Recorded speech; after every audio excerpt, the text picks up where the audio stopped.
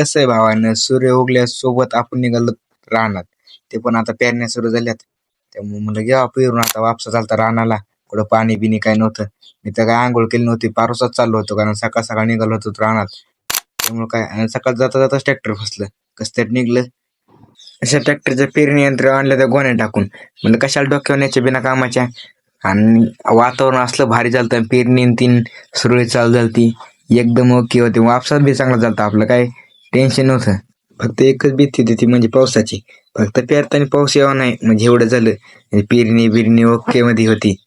पाऊस आला म्हणजे सगळ्यांच्या पेरण्या थांबत्या, ट्रॅक्टर फसत आहे, सगळं धिंगाणाच होतोय. जसं पेरायला सुरू केलंय तसा कावळा नुसता माग काय सापडत आहे काय माहिती ह्याला पेरणी यंत्र माग. सकाळ सकाळ लवकर येऊन बरीच पेरणी झालती. काय मग बी टाकून घेतलं, फुल केलं एकदा. परत म्हणलं संपलं तर नसल्या कुठानं मागं लक्ष जात नाही, काय नाही, खत ते टाकून घेतलं. त्यामुळे आता करा सुरू म्हणलं, आता लवकर लवकर करून घ्यावा, कारण आभाळ लय आलतं. त्यामुळे परत पाऊस दिवस आला तर मग सगळीच पेरणी राहायची जेवढी आहे तेवढी. त्याला म्हणलं आणि खुरपा घेऊन हिंडणार पेरणीच्या मागं मी. वावराचा वाफा झाल्यामुळं काय ट्रॅक्टर बिक्टर काय फसत नव्हतं, मस्तपैकी चालू होतं पेरणी आपली. ऊन बी पडलं होतं कच्चून. उन्हातानाचं म्हणलं चांगलं लागा, ऊन पडलं म्हणजे पेरणी बिरणी एकदम कडक होईन. नात करते काय मग, यायला म्हणजे यायलाच लागते. हा सोपं नाही हो पेरायचं बी. तर सारखं लक्ष द्यावं लागतं, ही संपलंय का, ती संपलंय का, कुठं पाईप निघलाय का, काय सुरू झालंय काय. सकाळी लवकर आणत आल्यामुळे काय आंघोळ बिंघोळ काय केली नव्हती. पूर्ण कटाळा आलता, निवांत पेरणी यंत्र बसलो. आता काय टेन्शन घ्यायचं नाही, तिकडे चलू नाही तर बंद पडू. पुन्हा कटाळा आलेला, वरून पडकात घातलं काय तिथं सगळं तणच. आपल्याला पेरायचे तूर, त्यामुळे सगळे वेगवेगळे कप्यात टाकून घेतले. एका सोयाबीन एका तूर, सोयाबीनची आणि तुरीची कप्पे फुल भरून घेतले. आता काय म्हणलं टेन्शन नाही. पाकळ्या बिकळ्या बदलून घेतल्या, कारण तुरीच्या वेगळ्या पाकळ्या असतात ना, सोयाबीनच्या वेगळ्या आणि तुरीच्या वेगळ्या. त्यामुळं काय पाकळ्या बदलून घेतल्या, मस्तपैकी तुरण ती पेरायला सुरू केली. आता तूर पेरून घेतली, म्हणलं परत ज्वारीची काळजी नाही. कायला ज्वारी पेरायची, तूर पेरल्या म्हणलं टेन्शन नाही. म्हणलं आता ट्रॅक्टर दुसऱ्याचं कोणाचं नसून तर आपल्या चुलत भावाचं होतं, त्यामुळं काय टेन्शन नव्हतं.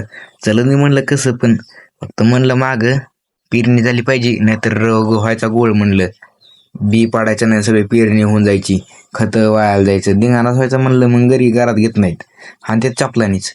या कावळ्याचं पेरणी यंत्राचं काय नात होतं काय माहीत. पेरणी यंत्र पुढं कावळे माग, काय सापडत होतं काय माहिती त्यांना. ओला असल्यामुळं ट्रॅक्टर फसायला लागलो, त्यामुळे 1 तास ठेवलं. म्हणलं डुबीत येईन, जाऊन दे आता, काय टेन्शन नाही म्हणलं आता घ्यायचं. आता चाललंय गाडी घेऊन शिल्लक राहिलेलं खत आणायला. पेरणी तर झालती, खत उरून राहिलं होतं. म्हणलं कशाला डोक्यावर न्यायचं, डोक्यावर बोजा नुसतं गाडीवर टाकलं, मस्तपैकी घरी जाऊन. तर पाऊस झाल्यामुळे सगळं पाणी रोडला सगळं धिंगाणाच होता. तरी कसं तरी आणलं, घरी ठेवलं. आता केली आंघोळ. कसं दिसतंय, हा हिरो दिसतोय तसा पण. चला परत रानात गेलो, लागलं डोबायला. राहिलं ते तास एक, त्याला टेन्शन नाही घ्यायचं म्हणलं. पाऊस झाल्यामुळे विहिरीन तीन खूप गच्च भरल्या होत्या. मग आता काय पाण्याची काय कमी होती, सोलर चालू केलं.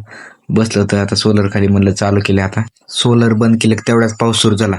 म्हणलं चला बाबा पावसा पाण्याचं घरी. परत कसा अवकाळी पाऊस येतो काय सांगता येत नाही. तेवढ्या सनाट निघालं घरी. कसा वाटला बघा कमेंटमध्ये नक्की सांगा. धन्यवाद.